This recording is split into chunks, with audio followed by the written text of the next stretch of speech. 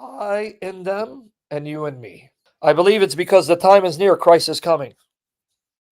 Christ is coming. The time is near. That's why the Spirit is moving so powerfully in the churches. Get ready. That's why I believe the Lord convicted me to take the position I do to bring healing and not add to the schism. In spite of my sins, in spite of my imperfections and failures. Assyrian Church of the East, Diocese of Western Europe. Here you go. Here are the ancient churches. Oriental Orthodox, Eastern Orthodox, Assyrian Church, and the Catholic Church. Right there in Nicaea, Turkey. Right there. Assyrian Church of the East. Oriental Orthodox. There they go. Isnik, that's Nicaea. Oriental Orthodox. Assyrian Church of the East. Catholic Church. Eastern Orthodox. Assyrian Church of the East. Oriental Orthodox, Miaphysites, Assyrian Church of the East, so-called Nestorians, Catholic Church. You're telling me this does not bring a smile to the Triune God, joy to the Triune God, and to our Queen Mother and the saints? Eastern Orthodox Church, the Greek Patriarch Bartholomew. Here are the brethren, ancient churches, sitting on the same table. See that? There you go. Brethren, Patriarch Bartholomew, Greek Orthodox, Assyrian Church of the East Bishop. Oh, but they're Nestorian heretics. You know, when the Orthobro sees this, they're going to manifest. This is Patriarch Bartholomew, Greek Orthodox, right? And who's he standing with? The Bishop of the Assyrian Church of the East, Diocese of Western Europe, smiling. I'm just letting it sink in. How many of you are being filled with the joy of the Spirit, moved by the Spirit, and even to tears? These men are saying enough. The world is laughing at us. Jesus' heart is breaking, crying. Spirit is grieved. Because Jesus said, may they be one, Father. There you go. Ooh. May they be one, Father, as we are one. Handsome Assyrian bishop with Patriarch Bartholomew. May they be one, Father, as we are one. I'm proud of you, my Assyrian brother. May they be one, as we are one. So Matthew 18, let me go here. What a beautiful day it will be when the Son of God looks at me, all of us, and smiles and says, Sam Shamoun, well done. You did all you could to show love to all these churches of mine. Because of their schism, my heart was broken, but you allowed the Spirit to use you to show love and bring healing and honor them. Because you don't want my heart to be broken anymore. Of course, Lord. Of course. Though I fail you, I love you. I just pray you don't give me what I deserve. Of course, Lord. You are our life. We exist for you. You are our existence. There is no life without you. And we will never want to live without you. Never. Of course, Lord. What is Matthew 18:20, the context, so we can wrap it up? We love you, Lord. We love you. We love you, Lord Jesus. We love you. We do. We fail you. We sin miserably. But in our hearts, we don't want to hurt you anymore. We don't want to hurt you. Save me from my own flesh and myself, Lord. From my filth, my lust, my impurities. Save me. Save me from myself.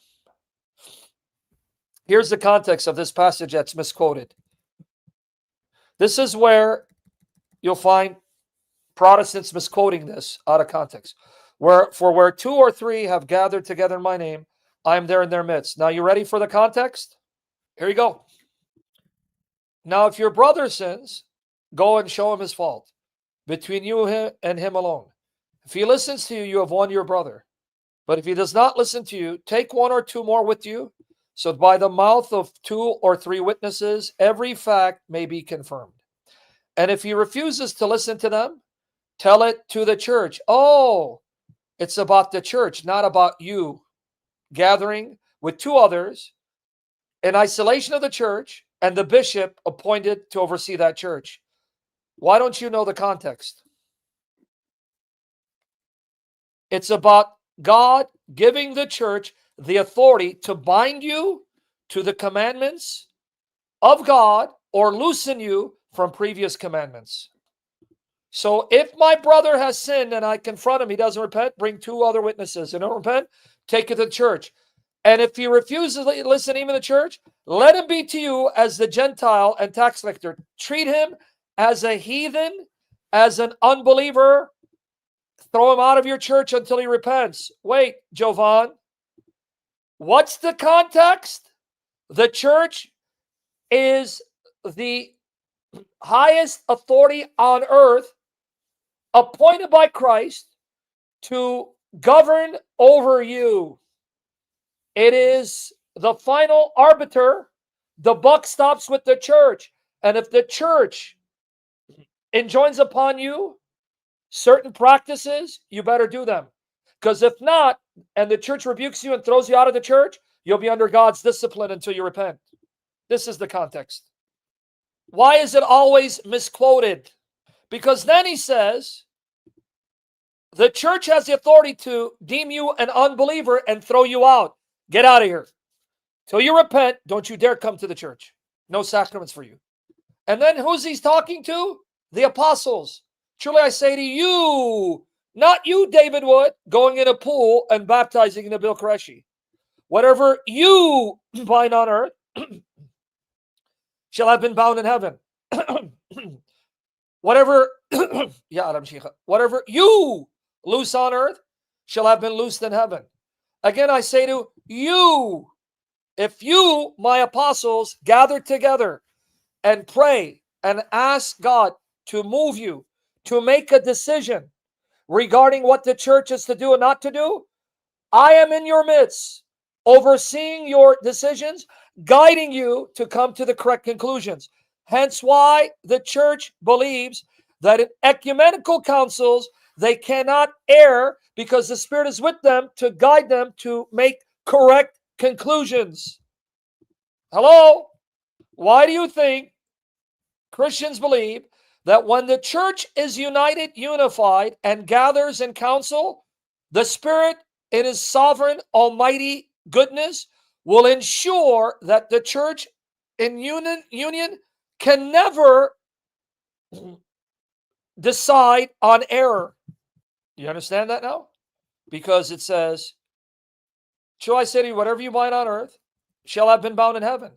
God will move you, my church, to bind his people on earth to do these things and loosen them from other things. And I'm going to give you an example in Acts of the binding and loosening. Not done by the laity, done by the apostles and elders. Whatever you loose on earth shall have been loosed in heaven. Again, I say to you that if two of you agree on earth about anything, who? You, the apostles, who will be sent by the Spirit to establish the church, about anything that they may ask, it shall be done for them by my Father who is in heaven. For where two or three have gathered together in my name, I am there in their midst. Why is this misquoted? It has nothing to do with you and Billy Bob under a tree praying and making decisions. And I'm going to give you an example of this being done in Acts 15. Okay? Did you know Acts 15 records the first council held by the apostles of our Lord and elder, where they came together to seek God to decide the issue of Gentiles? Were they bound to get circumcised, keep the law of Moses, or were they loose from that? And guess what happened? Peter spoke. They do not need to keep the law of Moses, get circumcised to be saved. They're saved by the grace of Christ. And then James, who was the bishop of the church in Jerusalem, overseeing the Jews, said that the only things that Gentiles need to observe are bound to no sacrifices to idols, no animals with blood in it, and refrain from sexual immorality. That's an example of a council exercising their authority to bind and loose. Why is this misapplied? Why is this quoted out of context, Jovan? Compare this to what Jesus said to Peter. I'm going to show you the Acts, so we're done. You see, what's the highest authority on earth? The church. Why? Because the church is Christ's kingdom on earth. What is the pillar and foundation that God uses to preserve the truth? The church. It's not the scriptures, it's the church. Your own scriptures tells you it's the church. Isn't it ironic? If you go with scripture, scripture points you to the church. So where was the church in the 2nd century, 3rd century, 4th century, 5th century? And how did the church function when even Jamila White admits it didn't have a complete canon for centuries? Okay, let's end it here. Note what is said about the apostles, said about Christ. If he refuses to listen to the 2 or 3 witnesses, the highest authority on earth in the life of a Christian is the church. Not the government, not Donald Trump, not your Republican Party, not Netanyahu, the church.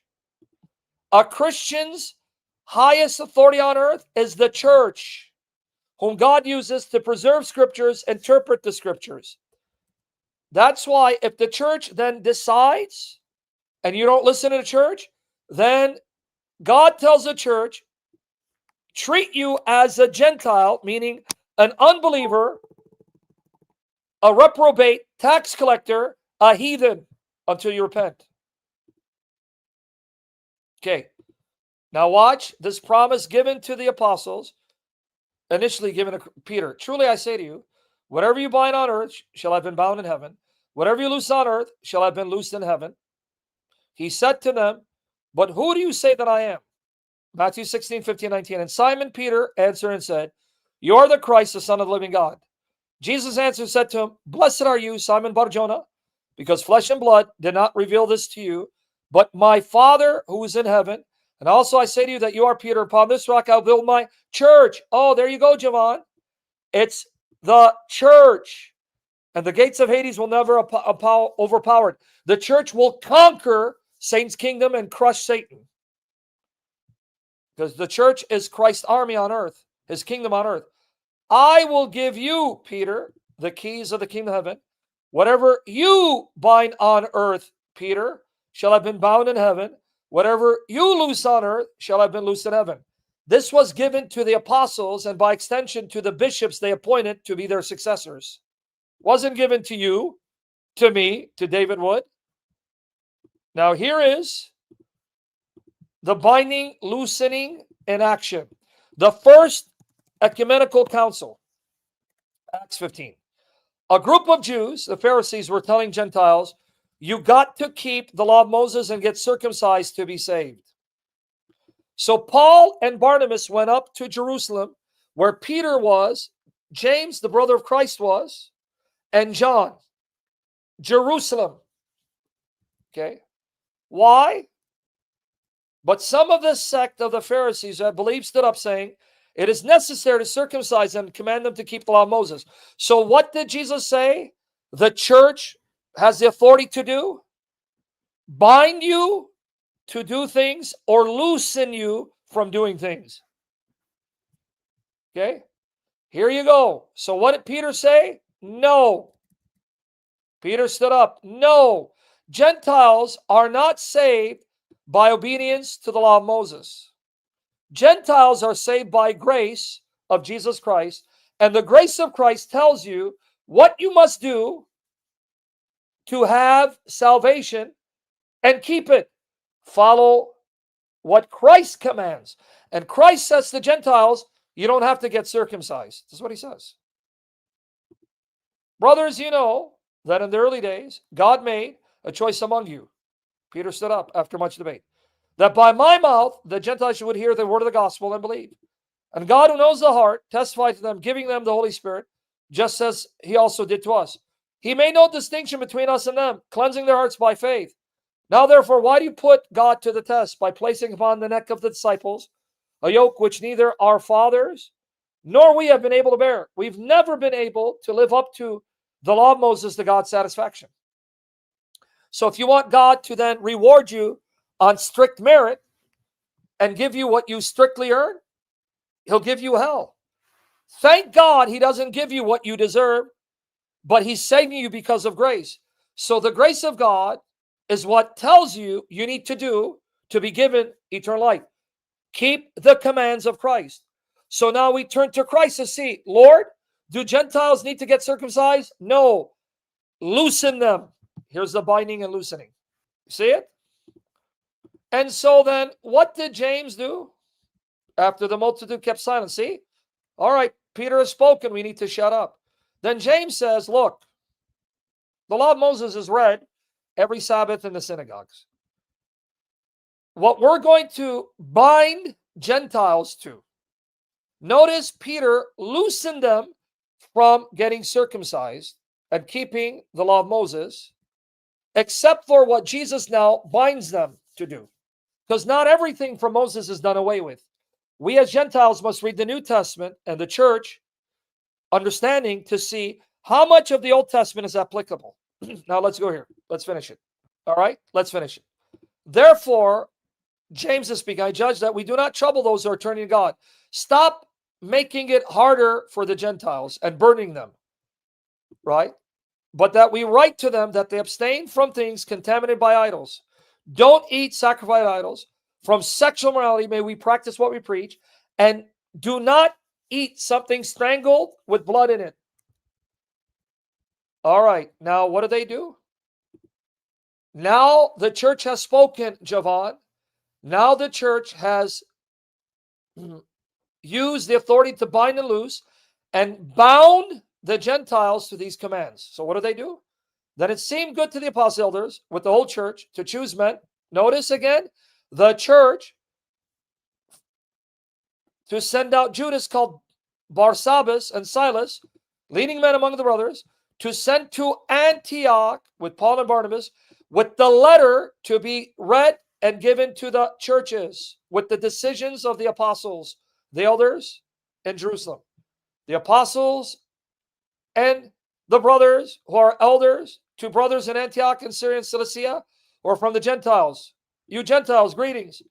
Since we have heard that some of us, to whom we gave no instruction, some came from Jerusalem without our authority to mislead you into thinking that we're telling you must get circumcised, keep the law of Moses.